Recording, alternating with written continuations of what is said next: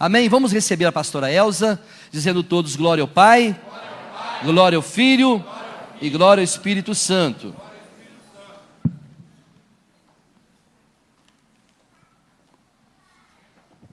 Aleluia. Paz seja convosco, amados.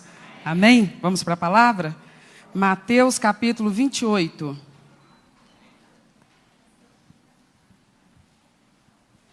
Versos de número 18 até o 20.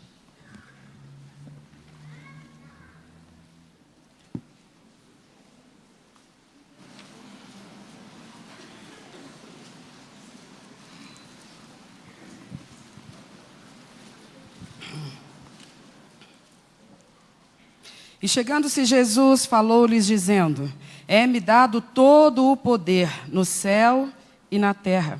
Portanto, ide, ensinai todas as nações, batizando-as em nome do Pai, e do Filho e do Espírito Santo, ensinando-as a guardar todas as coisas que eu vos tenho mandado. E eis que eu estou convosco todos os dias, até... Amém. Feche os seus olhos e ore comigo. Senhor, é a tua palavra. Senhor, é a tua obra. Senhor, é o teu povo, é o teu rebanho. Senhor, nós somos barro em tuas mãos. Tu podes dar a forma que o Senhor quiser.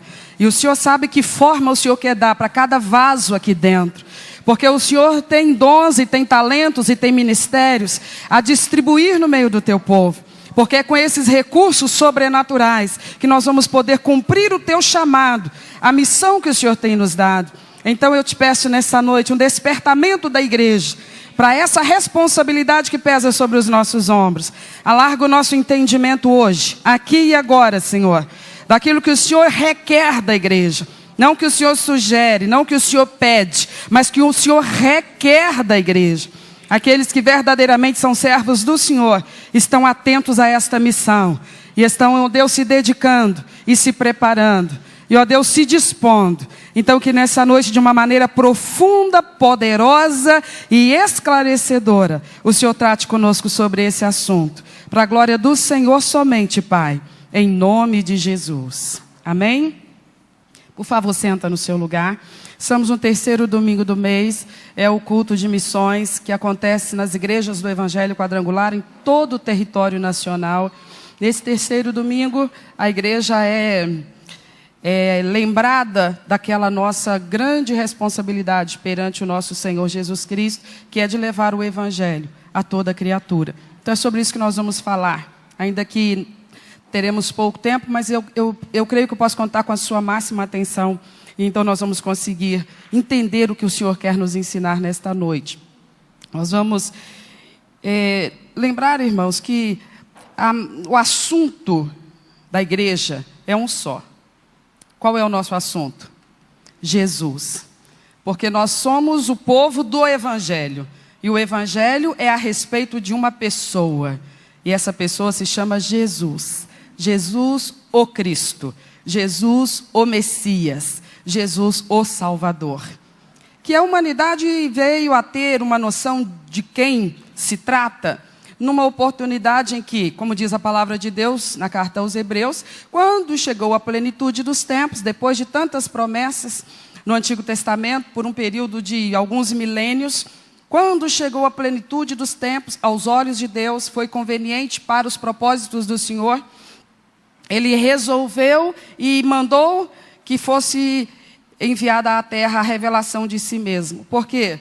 Porque Deus ele existe desde sempre. Pai, Filho e Espírito Santo. Deus é eterno, que nunca teve começo de dias e por conta disso nunca terá fim de dias. Nunca foi gerado, ninguém o concebeu. Ele não nasceu de ninguém. Ele não começou a existir em momento algum. Ele sempre existiu. Isso é maravilhoso, né? É tão maravilhoso que eu não consigo entender. Mas se eu conseguisse entender, ele seria do meu tamanho. Porque eu não posso, a matéria, entender o divino. Nunca a matéria vai absorver a plenitude daquilo que é o divino. Eu só vou vê-lo como ele é quando eu estiver lá, onde ele habita. Nesse tempo da nossa existência, aqui na face da terra, nós podemos ter uma noção da glória que pertence a ele e de como é o histórico dele. Porque na nossa cabeça isso é uma coisa sem base e sem lógica para o raciocínio humano. Mas é assim que tem que ser. porque nós somos apenas humanos. E o assunto aqui é de coisa divina. Então nós vamos precisar de fé para receber e para nos comprometer e para conviver com esse Deus que é tão maior do que qualquer um de nós. E do que qualquer coisa que se possa observar na face da terra. A palavra de Deus nos fala que quando chegou o tempo, a plenitude dos tempos, aos olhos de Deus, na compreensão do Pai Todo-Poderoso, Ele deu-se a conhecer aos homens, tornando-se homem. Então Jesus Cristo nasceu, conforme a história que todos nós conhecemos, de Maria, aquela jovem judia, nasceu como homem, foi observado durante o seu crescimento, e ele estava aqui na terra naquele momento, inteiramente Deus, porém, como diz Paulo escrevendo aos Filipenses, esvaziou-se da sua glória. Ele tem, como sempre teve, toda a glória, todo o poder, toda a sabedoria, toda a plenitude da divindade habita nele. Desde quando? Desde sempre. Sempre. Mas quando ele veio à terra, ele esvaziou-se dessas prerrogativas divinas. Não que ele tenha ficado sem essas prerrogativas, mas ele condicionou-se a não utilizá-las no seu potencial máximo. Porque ele estava se expondo à humanidade, a estar no meio dos homens como homem. Embora, em alguns bons momentos, ele deu uma noção daquilo que são os seus recursos. Quando muitas vezes, diante dos olhos encantados de multidões, ele dominou coisas que ninguém domina. Ele dominou a morte. Quando ele ressuscitou pessoas, diz por aí que enquanto há vida, há esperança. O que se subentende que quando a morte chega, fecharam-se, encerraram-se as esperanças. Mas ele foi alguém que na face da terra mostrou que na presença dele até a morte obedece. E ele mostrou a sua força e o seu poder, dominando a morte, trazendo de volta à vida tantas pessoas durante o seu ministério. Ele deu uma noção daquilo que são os seus recursos divinos, esplêndidos, extraordinários. Quando ele dominou potestades do inferno. Que ainda que a sociedade, principalmente nessa fase, depois da Idade Média, em que o humanismo predomina na mentalidade da humanidade, da sociedade, onde o homem, ele é colocado como centro do universo, e só pode ter valor e importância aquilo que o homem pode ver e pode tocar. Nesse mundo que vive nessa filosofia, a estrutura do inferno e de toda potestade maligna, ela é desconsiderada e na maioria dos casos as pessoas preferem crer que isso faz parte do imaginário do povo evangélico. Mas a palavra de Deus nos fala a verdade, a palavra não mente. E o Senhor Jesus muitas vezes falou sobre o diabo e diz que ele é real e que ele tem uma missão e que ele vem cumprir essa missão de matar. E ele faz e acontece até que o Jesus Todo-Poderoso, o Messias, o Salvador, o Cristo se apresenta. E haviam tantas pessoas nos seus dias possuídas de demônios, pessoas que estavam numa situação da qual ninguém poderia resgatá-las, ninguém poderia mudar a sorte delas, ninguém podia mudar o curso da história de vida delas. Elas estavam dominadas, subjugadas por um poder que ninguém conseguia enfrentar, confrontar e muito menos derrotar. Mas quando aquele Galileu se aproximava daquelas pessoas, a palavra diz que aqueles demônios estremeciam e se desesperavam e começavam a suplicar que ele lhes deixasse em paz. E Jesus então lhes dava uma ordem e ele não aceitava nenhum tipo de resistência, ele simplesmente mandava que saíssem e eles saíam. Ele deu algumas demonstrações da sua glória e da sua força e do seu poder, dominando elementos da natureza, por exemplo, coisas que ser humano nenhum tem poder para fazer, mas ele fez, não apenas uma vez. Ele multiplicou pães, ele multiplicou peixes. Você sabe histórias, você sabe a história. Porque você é servo de Deus, você é um cristão evangélico, você lê a Bíblia. A Bíblia é o livro de cabeceira de cada um de nós. Amém, irmãos? A gente não passa um dia sem ler a palavra do Senhor. Amém, irmãos? Amém. Muito bem. Então, mas naquele momento, apesar dessas demonstrações todas, impressionantíssimas, do poder que emanava do corpo dele, da pessoa dele, enquanto encarnado, enquanto humano, ele reteve a demonstração da sua glória total. E acontece que Aconteceu aquele momento em que ele foi capturado ali no jardim do Getsêmani. Alguém pode imaginar que a coisa foi dessa forma, capturado, dominado pela força daqueles soldados, mas na verdade ele se entregou, porque tinha chegado o seu momento, tinha chegado a sua hora. E no alto daquela cruz, ele preso ali, pregado ali por aqueles pregos enormes, por aqueles cravos, parecia de fato ser apenas um homem, parecia, qualquer um diria que era. Os seus próprios discípulos, embora tivessem visto essas demonstrações que eu te fiz lembrar agora, das manifestações do poder que ele possuía, aqueles discípulos, embora crescem nele e o amassem, eles estavam nesse impasse, vendo diante deles um homem que um dia nasceu e agora estava morrendo. Então parecia que de fato era só isso mesmo, um homem espetacular, mas apenas um homem. Morreu e eles lamentaram muito a sua morte, ficaram se sentindo realmente de luto. Para eles foi de fato uma despedida, até que no domingo o Senhor Deus, o Pai, o levanta dentre os mortos. E quando as mulheres vão ao sepulcro para poder chorar à porta do sepulcro, porque certamente sabiam que não podiam entrar lá, porque estava muito vedado, uma gigantesca pedra havia sido colocada ali, elas jamais poderiam adentrar aquele túmulo, mas elas estavam querendo estar perto de onde estava o corpo do nosso Senhor, jamais imaginando que quando chegassem lá o sepulcro estaria não somente aberto, mas estaria vazio. E não apenas vazio, mas o que outrora ali estivera detido na morte, agora estava vivo, transitando livre pelas ruas da Galileia e de Jerusalém outra vez. E a Bíblia diz que ele marca um encontro com seus discípulos. E quando os discípulos chegam para aquele encontro, ele conversa com eles e diz essas palavras que nós acabamos de ouvir. Ele diz para aqueles discípulos: é-me dado todo o poder no céu e na terra.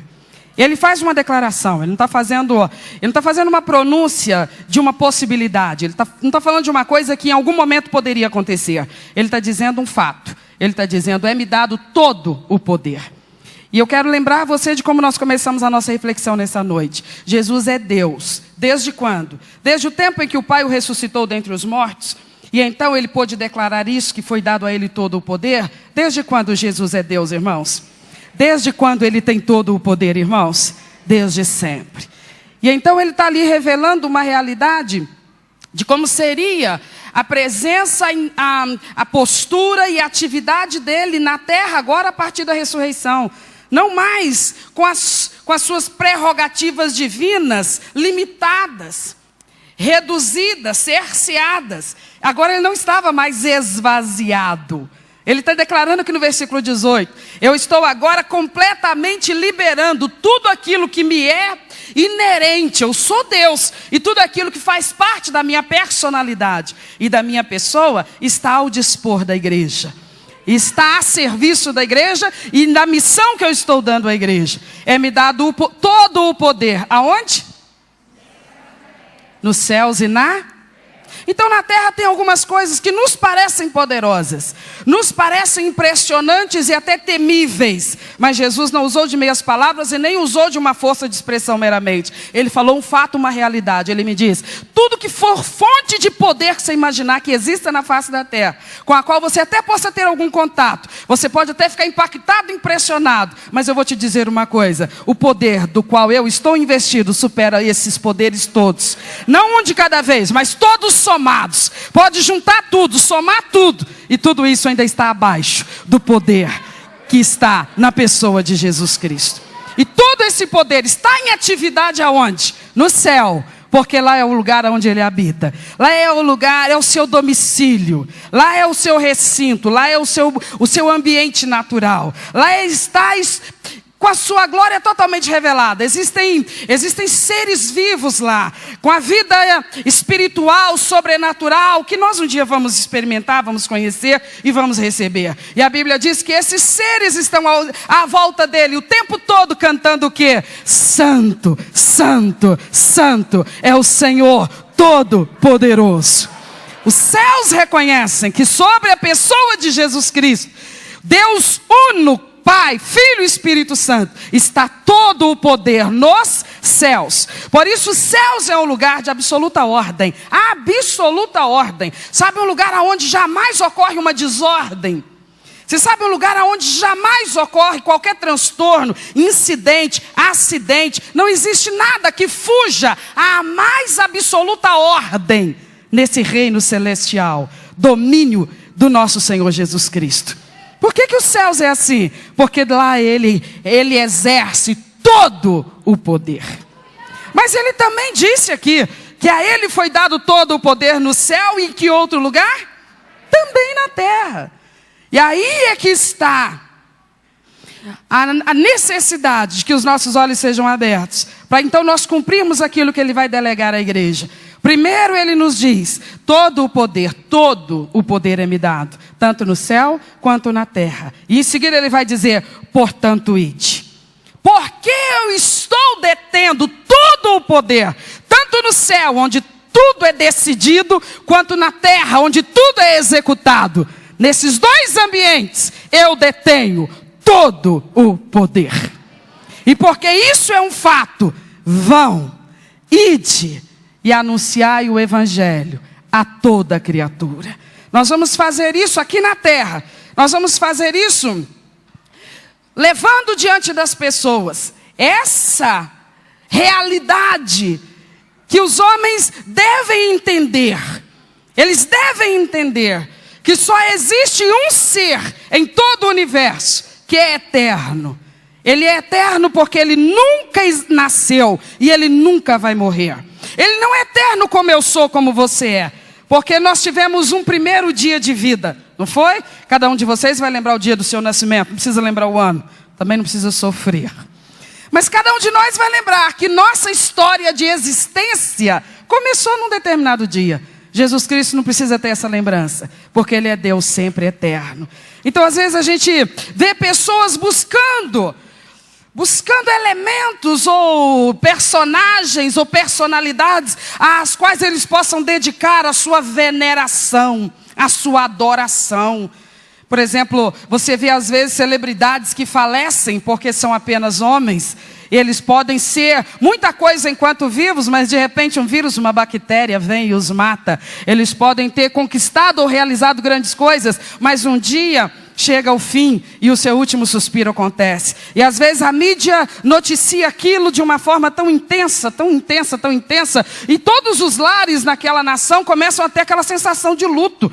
Como se tivesse realmente perdido uma pessoa muito íntima da família e da maior importância na vida e na estrutura de vida de cada um daqueles cidadãos. Coisa que a mídia incute no nosso emocional.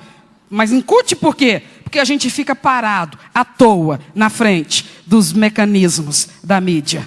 A mídia é terrível, mas ela não se apresenta e não consegue se pronunciar diante de mim se eu não ligar algum aparelho pelo meio do qual ela vai chegar até os meus olhos ou os meus ouvidos.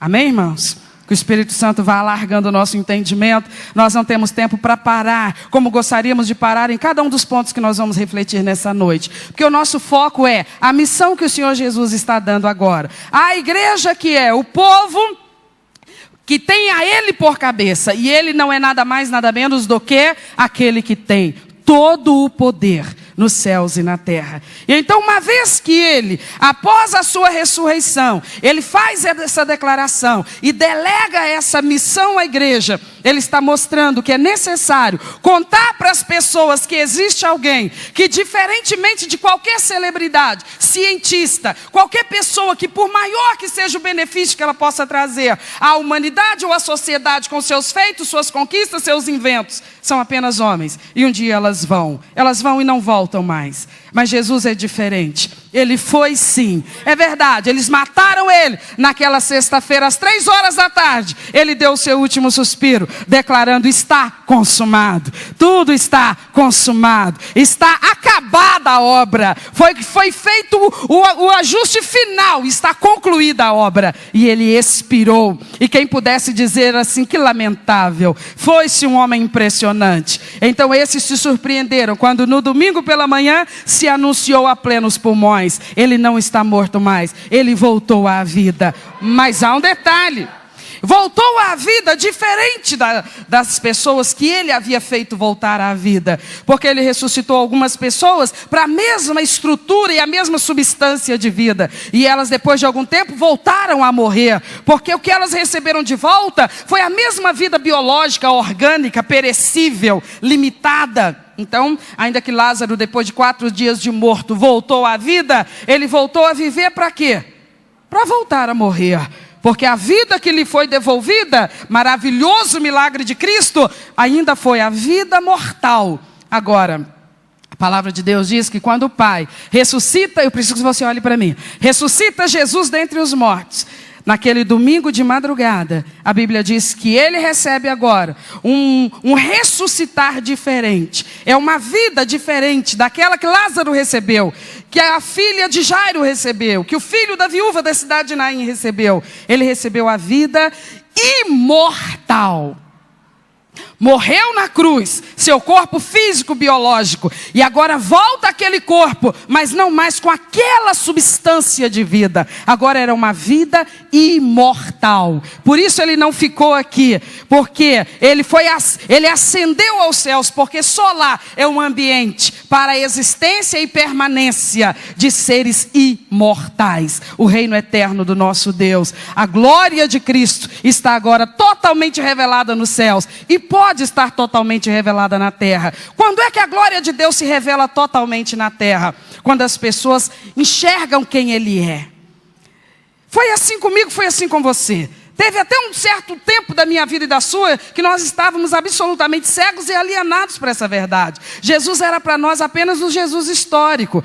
Que a história dele estava lá nos livros de história da Bíblia, ou dos livros de história das bibliotecas, pelo mundo afora. Era apenas mais um personagem, como Colombo, Pedro Álvares Cabral e sei lá quem mais, os imperadores da antiguidade. Era apenas mais um personagem da história da humanidade. Nós não víamos a glória que pertence a ele. Nós não enxergávamos isso. Quando as pessoas falavam de Cristo, imediatamente nós assumíamos uma postura de pesar, como quem diz, coitadinho dele, né?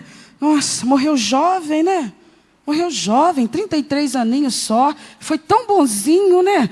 E como sofreu o coitadinho. Então aquela sensação de pesar, porque estão ainda vivendo o luto daquele Jesus que morreu de fato. Mas eles não entendem que ele ressuscitou dentre os mortos para nunca mais morrer. Então a gente ensina as pessoas quando nós vamos levar a missão que o Senhor Jesus nos mandou. Ele diz, ide por todo mundo e pregai o evangelho a toda criatura. O evangelho precisa anunciar às pessoas o quê? Essa pessoa chamada Jesus Cristo. Então quando eu vou conversar sobre o evangelho com uma pessoa, eu digo para ela assim, nossa, você precisa conhecer minha igreja. Está tudo errado. Ela não tem que conhecer minha igreja. Quem que ela tem que conhecer? O evangelho não é a minha igreja. Não é a igreja lá da outra rua, lá do outro bairro, lá do centro da cidade. O evangelho é Jesus. Eu preciso conversar com as pessoas e dizer assim, eu quero te apresentar alguém que ele nunca vai te abandonar. Ora, mas você não pode me dizer que há uma pessoa nessa terra que nunca vai me abandonar. Porque todas as pessoas são abandonadas por alguém um dia. E eu digo para ela, não, esse nunca vai te abandonar. Mas como assim? Por exemplo, eu tive meu pai era uma presença importante na minha vida, mas um dia ele me abandonou. Ou ele foi-se para outro lar, ou ele simplesmente morreu. Ele teve a capacidade de morrer e me abandonou. Então eu fiquei sem pai. Então como é que você pode me dizer que existe uma pessoa com a qual eu posso me relacionar na face da terra e ela nunca vai me deixar? E eu vou dizer para essa pessoa que eu estou evangelizando, olha, eu preciso te explicar um conceito que a ciência não explica. Por isso eu preciso que você abra teu coração para ter fé no que eu vou te falar. Porque você vai me falar assim, me prova. Eu vou te dizer, não tem como eu te provar. Você só vai receber o que eu estou te falando se você tiver fé. Sem fé não adianta. Mas lá vai a bomba. Eu vou te falar uma coisa que se você for explicar lá na sua faculdade, eles vão falar que tu é doido, que tu está com a sua mente travada. Mas eu estou te falando a realidade mais segura que alguém poderia te dizer. Ele está vivo e ele nunca mais vai morrer. Eu vou dizer para ela assim, tu tem uma religião, não tem? Ela vai me dizer, claro, lá na minha família, meus ancestrais, meus antepassados, extremamente religiosos, desde o berço, muito religiosos. Nós temos as nossas práticas de devoção àqueles que são os objetos da nossa devoção. E nós então prestamos culto a eles e nós nos comunicamos com eles. E então eu pergunto assim, como é que é o nome do objeto da sua devoção? Aí a pessoa fala, chama fulana de tal. Aí eu digo assim, me conta a história dela. Ah, foi uma pessoa que viveu aqui na Terra no século XIII, no século XIV. E a história de vida dela é magnífica. Foi uma pessoa assim, devotada aos outros, ajudou os pobres. Foi um exemplo para a humanidade. Ah, muito bem, essa pessoa realmente deixou um legado para a sociedade e para a humanidade. Muito bem, então você está me dizendo que tu mandou fazer uma imagem dessa personalidade que viveu nos idos de 1000 e não sei quanto, e então hoje você presta culto a essa imagem, e você é um devoto dessa imagem, e você conversa com essa imagem, e pede favores a essa imagem dessa pessoa, é isso que você está me dizendo? E então a pessoa vai dizer, é isso mesmo, porque eu sou extremamente religioso, e esse é o objeto da minha devoção. E então eu vou dizer para essa pessoa assim, olha, tu tá fazendo uma coisa que é digna do fogo do inferno. A pessoa vai querer me matar. Ela não vai querer só me bater, ela vai querer me matar. Mas eu vou abrir a Bíblia para ela no Antigo Testamento, e eu vou ler para ela o texto onde o Senhor Deus está falando através da boca de Moisés e dizendo, anuncie às pessoas na face da terra que não consultem os mortos, que não se comuniquem com os mortos, porque isso é feitiçaria, porque isso é satanismo, porque meramente morto não volta e não conversa com ninguém na terra. A pessoa vai falar, você está doida? Você está doida? Quando eu estou prestando culto e a devoção e me comunicando com o objeto da minha devoção, eu não estou me comunicando com o morto. E eu pergunto para ela, mas onde está fulana de tal, que viveu nos 1300 e não sei quanto, que tu diz que é quem te ajuda nos seus apertos, nos seus flagelos, nas suas necessidades diárias? A pessoa vai dizer, olha, ela nasceu dia tal, e eu digo, ela morreu. Que dia? Dia tal. Pois é, quando você conversa com essa pessoa, na simplicidade da sua fé, tu está cometendo uma abominação aos olhos do Deus Todo-Poderoso. Tu está tentando conversar com quem está morto. Essa pessoa pode ter existido, ela pode ter sido um exemplo para a sociedade, ela pode ter feito coisas maravilhosas, mas ela era meramente um ser humano. Ela morreu e morta ela continua. Aí eu vou explicar para essa pessoa, eu estou evangelizando ela. Você está ligado? Está entendendo? Está prestando atenção? Aí eu vou dizer para ela, deixa eu te explicar uma coisa.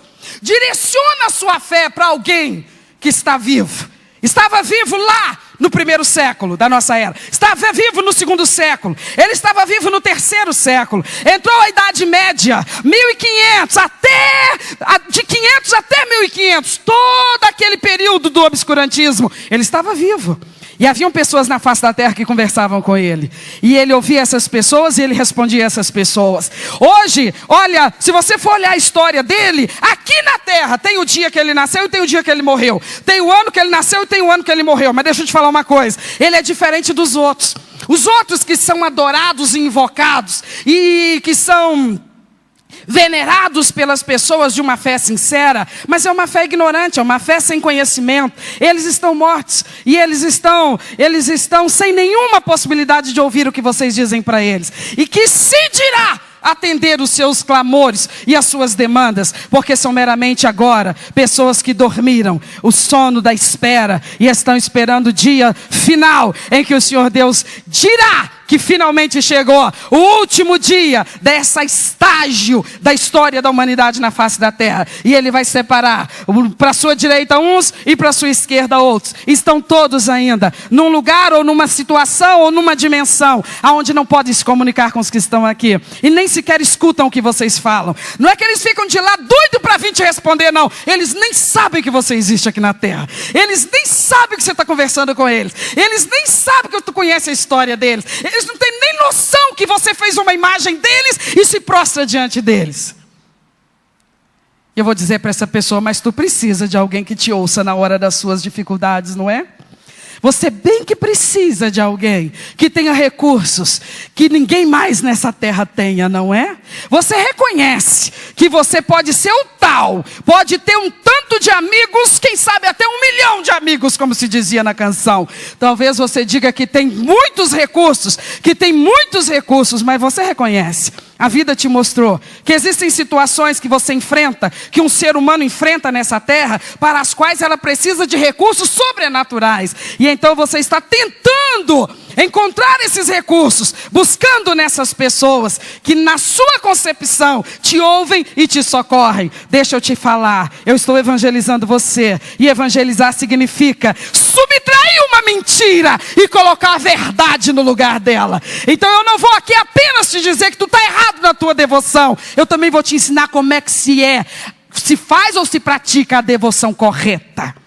A devoção correta exige que o objeto da sua adoração esteja vivo, interaja contigo, te ouça, te conheça e te responda e te corresponda. Então deixa eu te falar, em toda a história da humanidade, nunca existiu um ser humano que morreu e que agora está vivo, e que porque está vivo, você pode conversar com ele, porque com morto tu não pode, mas com vivo tu pode.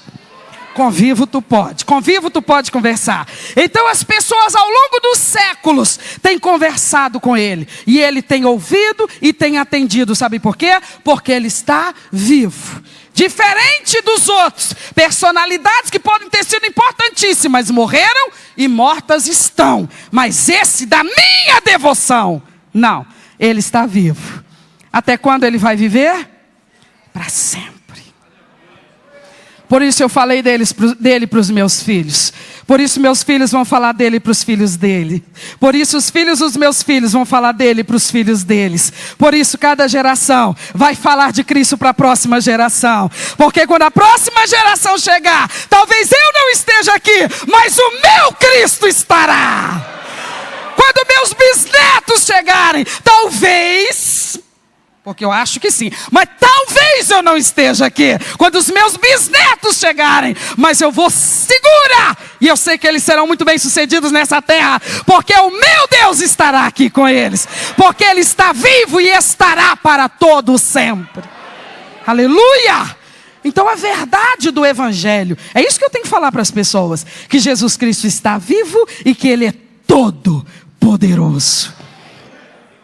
Porque há fé no coração das pessoas. Existe capacidade de crer na alma das pessoas. Alguma porcentagem, eu diria até que mínima na humanidade, na face da terra hoje, se declara ateu. Mas a grande maioria dos seres humanos tem uma tendência e uma capacidade de crer.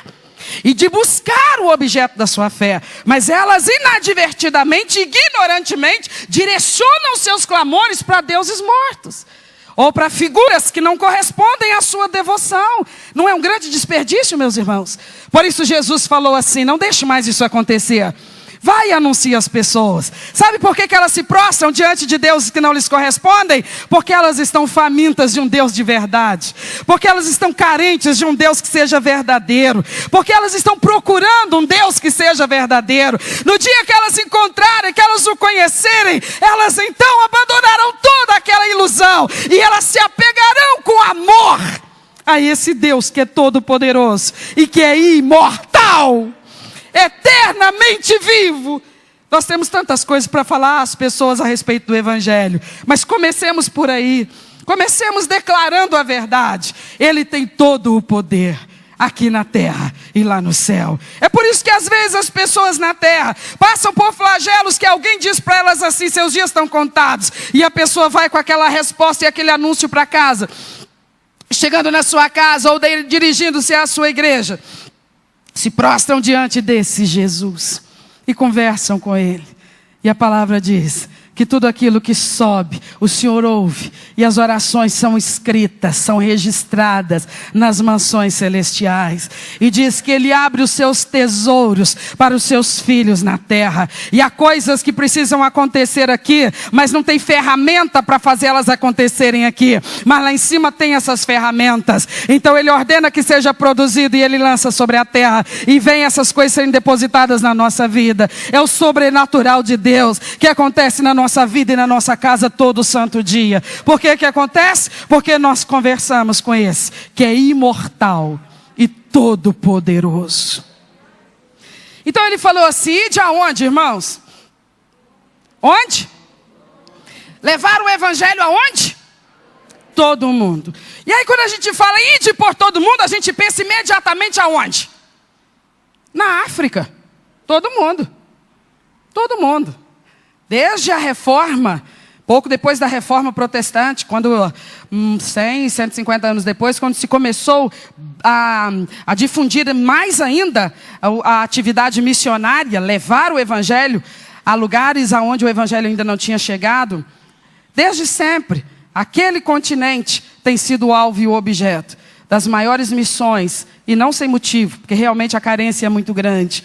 E felizes são aqueles que recebem de Deus um chamado para levar o evangelho aos longínquas terras africanas. Talvez seja o tempo de algum despertamento também, para que comecem a desejar e a orar, para serem enviados para outro continente, que talvez nos dias atuais seja ainda mais carente do que o continente africano, que é o continente europeu, que diferentemente da África, que nos parece mais carente por conta da precariedade de recursos humanos, da falta de dinheiro, da falta de tudo que é necessário para a sobrevivência digna de um ser humano. Diferentemente disso, lá na Europa as coisas são exatamente o oposto. É um excedente de recursos, é um excedente de dinheiro, é um excedente de status. E isso fez com que aquele povo se tornasse frio. E eles rejeitam o evangelho. Justamente aquela região que foi o berço da reforma protestante, que foi de onde veio todo esse fogo do renovo do cristianismo, que se espalhou por toda a face da terra a partir dos anos de 1500. Mas hoje a fé lá está absolutamente congelada. Como é frio o ar europeu, a fé dos europeus também gelou de uma tal maneira que naquelas nações principais aonde a reforma foi gerada pelo Espírito Santo na alma daqueles homens, lá na Inglaterra especialmente, e na Holanda, e também lá na Alemanha, lugares importantíssimos para a história recente do cristianismo na terra, naqueles lugares principalmente, templos gigantescos que há alguns tempos atrás viviam lotados de adoradores de Jesus Cristo, hoje estão sendo vendidos ou alugados para boates. Você acredita nisso? Estão sendo usados aqueles espaços para bailes, porque não tem mais quem queira ir frequentar os cultos naqueles lugares. Porque aquelas pessoas, diferentemente dos africanos, que diante das suas demandas de necessidades diárias, são mais humildes e receptivos ao evangelho, o povo mais abastado tem mais dificuldade de reconhecer que precisa de Deus. Infelizmente essa é a realidade. O dinheiro é o Deus das pessoas. Quando elas têm dinheiro no bolso que resolve seus problemas, elas não atinam com a verdade de que dinheiro não resolve. Quem resolve é Deus.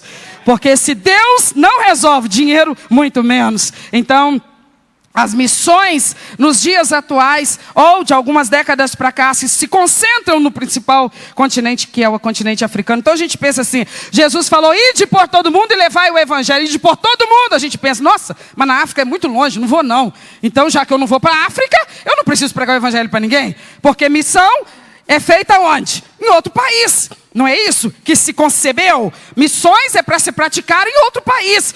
Países longe, tem que abandonar a pátria. Tem que pagar esse preço, abandonar a pátria, largar tudo para trás e seguir para terras distantes. Aprender o idioma e aprender a cultura e se estabelecer e ganhar a confiança dos moradores da localidade e começar a pregar o evangelho. Isso sim, mas não só isso. Porque quando ele diz prega o evangelho a todo mundo, ele está falando de pessoas que moram debaixo do mesmo teto com a gente e que ainda não reconhecem que Jesus é imortal e todo-poderoso. Elas têm fé, mas elas direcionam a sua fé para o objeto que não lhes corresponde. Por que elas fazem isso? Porque elas não sabem a verdade, que Jesus Cristo é imortal e todo-poderoso. Elas não sabem. Quem sabe? Eu sei. Você sabe.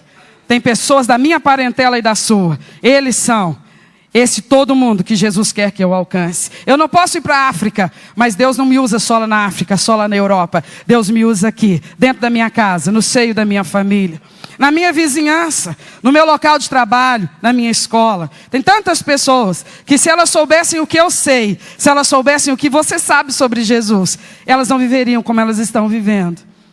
Porque nós também vivíamos daquele jeito. Quando é que nós paramos de viver daquele jeito?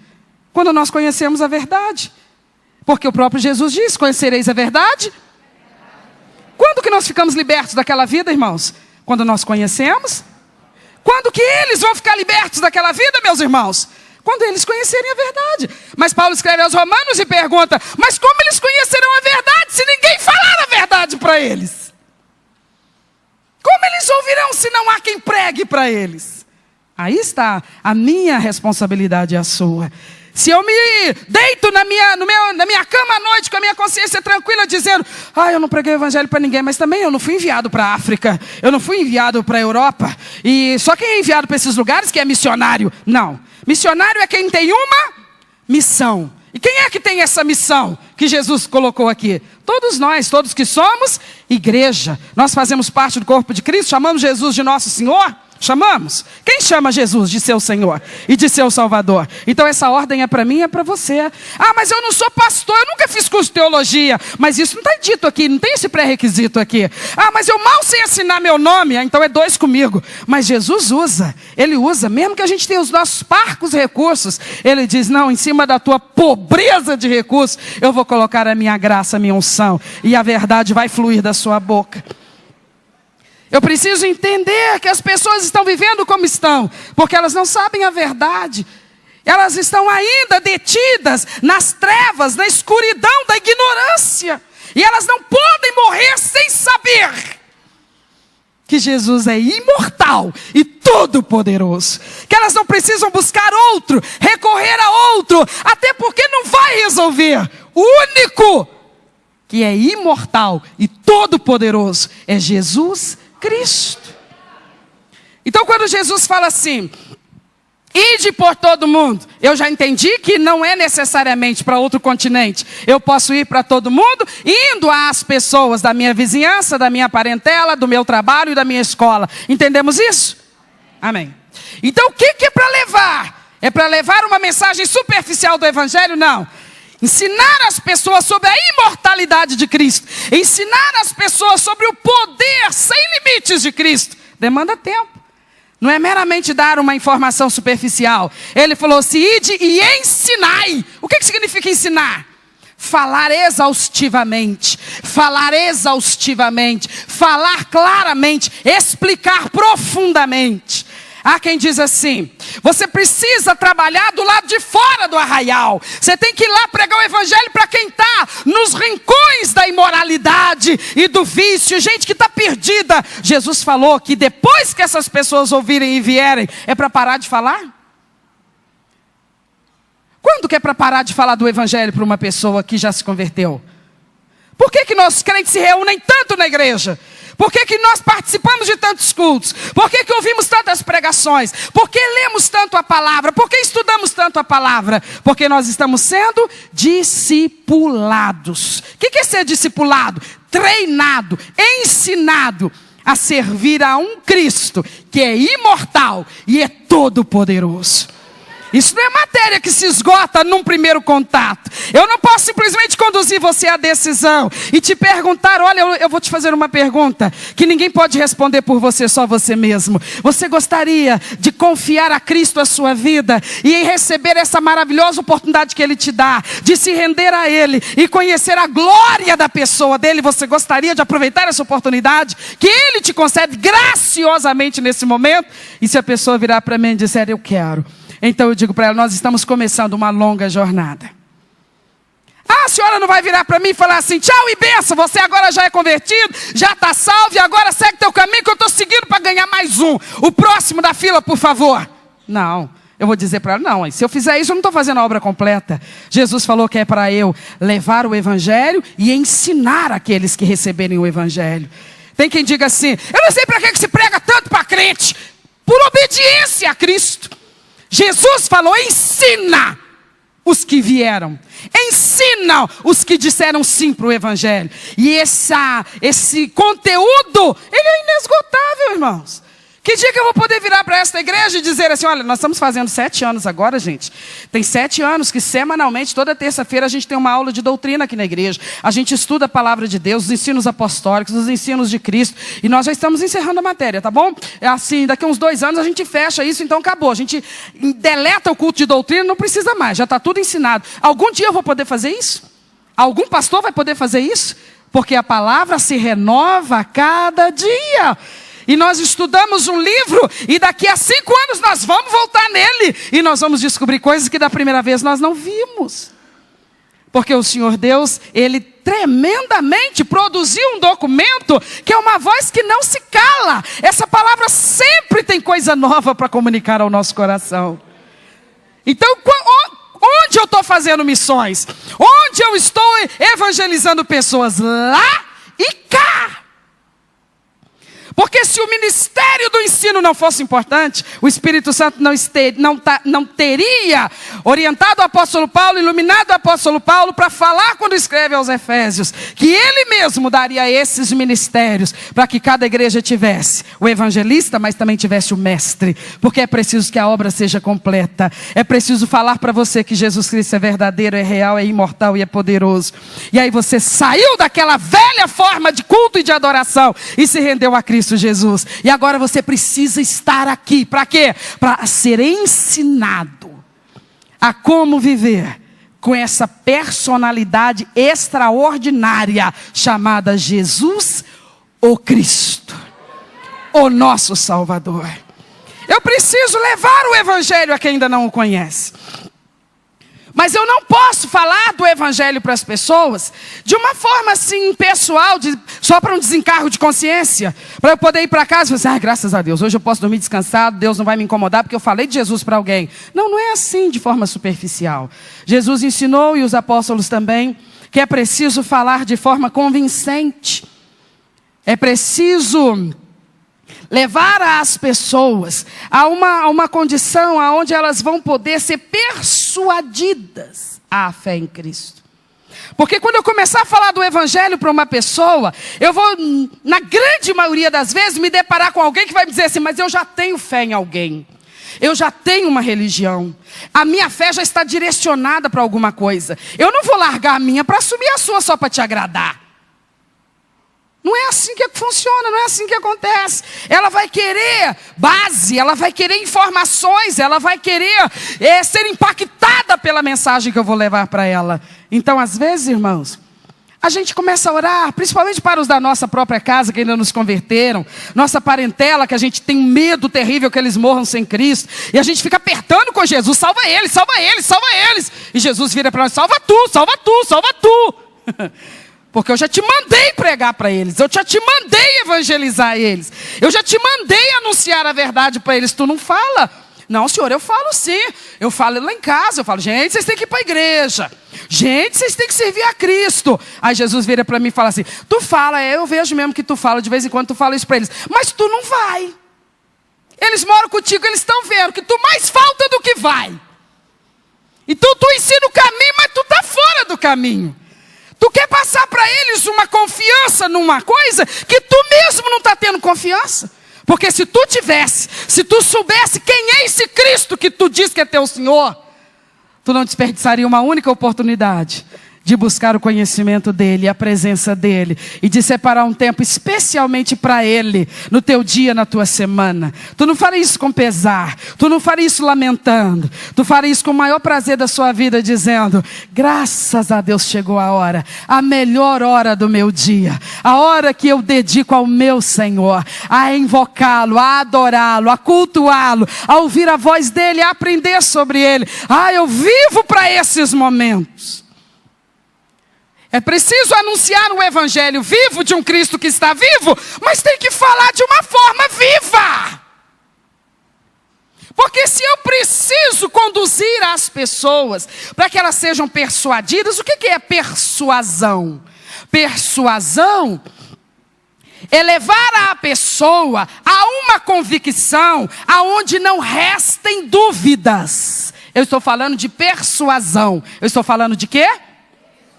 E persuasão significa o quê? Levar a pessoa a uma convicção onde não restem dúvidas. Quem consegue repetir comigo?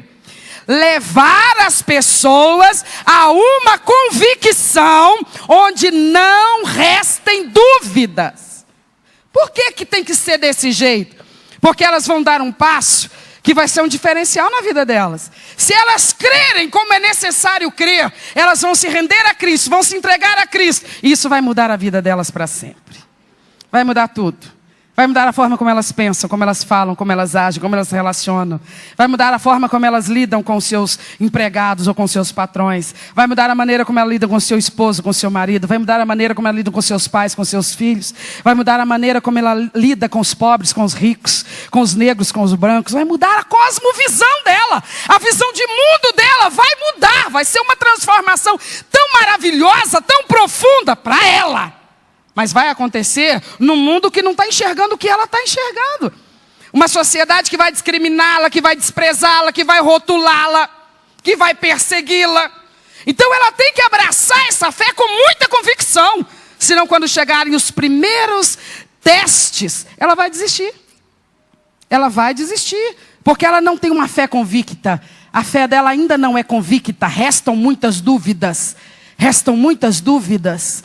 Ela ora, crê firmemente. Ora, ela fica assim, cocheando entre pensamentos, imaginando, será, meu Deus, será que eu estou perdendo os melhores anos da minha vida dentro de uma igreja, orando, lendo, escutando palavra, Bíblia. E as pessoas que convivem comigo estão dizendo que eu estou ficando louco. Eu estou ficando louco, mas será que eu estou ficando louco? Não tem convicção. Restam dúvidas. Tem muita dúvida ainda. E onde tem dúvida, não tem progresso. Onde tem dúvida, não tem permanência. E a vida cristã, ela exige um comprometimento tal que a pessoa tenha tanta convicção da pessoa e da obra de Jesus Cristo, que a sua alma está pronta a viver para Ele ou morrer por Ele. A fé cristã não quer menos do que isso. Não exige menos do que isso. Ou a pessoa tem essa convicção ou ela não está pronta. Mas não é uma convicção a que se chega da noite para o dia. Por isso é que Jesus está falando sobre ir de pregar, mas também ensinar. Porque essa convicção que dá estrutura para esse tipo de comprometimento, ela requer que o conhecimento seja aprofundado. Por isso nós precisamos aprofundar o conhecimento de quem? Primeiro os nossos. Porque só persuade quem já está persuadido. Porque só leva a uma convicção onde não restem dúvidas quem já possui uma convicção onde não restem dúvidas. Porque quando você chegar para um perdido, seja na sua casa, na sua escola, no seu trabalho, e for falar desse Cristo imortal e todo-poderoso, as pessoas vão argumentar, contra-argumentar, atacar, discordar. E aí, se você não tiver uma convicção onde não restem dúvidas, ao invés de você atraí-la a Cristo, ela te distancia de Cristo. Eu tenho que evangelizar, mas evangelizar significa persuadir a fé em Cristo. E persuadir significa levar a uma convicção onde não restem dúvidas. Eu só posso fazer isso se eu estiver nesse nível de uma convicção onde não restem dúvidas. Você entendeu o que eu falei? Eu estou preocupada, você entendeu? Você não tem noção de quantos rascunhos eu fiz desse raciocínio. Pensando, meu Deus, eu não posso errar, eu tenho que conseguir falar de forma clara, mas profunda ao mesmo tempo, porque a coisa é saborosa, mas ela é seríssima. Porque se nós formos olhar do que se trata a nossa reflexão nessa noite, irmãos, nós podemos chegar à conclusão de que nós estamos absolutamente inadequados para aquela que é a principal missão da igreja na terra hoje. E nós vamos continuar inadequados até quando? Quantos nós já conseguimos conduzir a Cristo? A gente vai dizer, mas isso não é obrigação minha, eu não sou pastor. Aqui na terra pode ser que isso cale muitas pessoas, mas não imagine que isso cale o Todo-Poderoso. Aquele Jesus que tem nos alcançado e nos delegado uma missão, uma comissão, e ainda falou mais, no versículo 20 ele diz, e eu estou convosco todos os dias, até a consumação dos séculos. E a gente pensa, que maravilha, que conforto.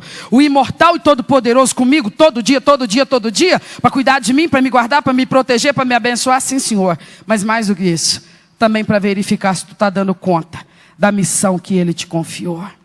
Porque agora, quem é a boca dele na terra? Eu e você. Quem é que fala por Ele na terra? Eu e você. Ele disse uma vez que eles estavam incomodados com o barulho que os seus discípulos faziam. Quando ele entrava numa cidade, os fariseus disseram, nossa, eles fazem barulho demais, eles se incomodam com esse barulho que eles fazem, te adorando. O que Jesus responde? Se estes se calarem, as pedras clamarão. E é o que ele está dizendo para nós aqui nessa noite. Vai ser preciso que pedras clamem, porque nós estamos amordaçados? Tem alguém aqui com uma convicção onde não reste dúvidas a respeito de Cristo? Eu vou perguntar de novo. Tem alguém aqui que pode dizer e declarar com toda a certeza da sua alma, baseado nos seus conhecimentos da palavra e nas suas experiências diárias com Deus, que você tem uma convicção de fé em Cristo, onde não reste uma única dúvida? Que Deus abençoe a sua vida, abençoe seu coração, abençoe essa fé viva na sua alma. Que Deus consolide essa convicção no seu coração. Que ninguém roube a tua coroa, que ninguém roube a tua convicção, que ninguém te afaste do teu Cristo. E que dessa forma você seja uma ferramenta útil nas mãos dele, para levar esse evangelho a outros e levá-los à convicção, onde não reste dúvidas. E você vai ter o prazer de ver eles se apaixonando por Jesus Cristo. Você vai ver o milagre acontecer de novo. Eles vão largar aquela velha vida, sem cara de sofrimento, com maior alegria do mundo. Eles vão desprezar as coisas que o mundo mais aprova e que o mundo mais se delicia. Eles vão virar para elas e dizer: eu não quero mais. Eu não preciso mais. Como assim? O que aconteceu com você? Fizeram lavagem cerebral, hipnotizaram você, te deram uma poção mágica, um encantamento. Como é que se explica isso? E você vai dizer: eu fui convencido. Eu estou plenamente convicto de que só há um digno da minha fé e da minha devoção: Jesus, o Cristo, Jesus, o Salvador, Jesus, o Messias, Jesus, aquele que foi exaltado pelo Pai e está agora acima de todo principado e toda potestade, e ao nome dele todo joelho se dobrará e toda língua confessará que só ele é Senhor. Eu já faço isso. Eu já reconheço a glória dele. Eu já sei que ele é o que sempre foi, todo poderoso. Fica de pé no seu lugar. Os irmãos vão vir louvar mais uma vez com uma canção que foi cantada no início do louvor. Mas enquanto eles estão aqui se preparando, eu não quero que você perca o mover do Espírito. Feche os seus olhos, por favor. Feche os seus olhos para que nenhuma movimentação te distraia. O bom é que não houvesse movimentação. Mas ainda que haja, nada vai te distrair. Feche os seus olhos, feche os seus olhos. Não perca esse momento. Você está diante dessa oportunidade de abrir tua alma, tua boca, teu coração e declarar: Jesus, Jesus, eu sei que o Senhor é tudo que a Bíblia diz que o Senhor é. Eu tenho a teu respeito uma fé onde não restem dúvidas. Fala para Ele, abre teu coração, confessa que Ele é teu Senhor e que Ele é teu Salvador, e que você está convicto disso. E olha para Ele agora com a sua devoção e diga: Senhor, usa a minha vida. Ensina-me essa arte, Senhor.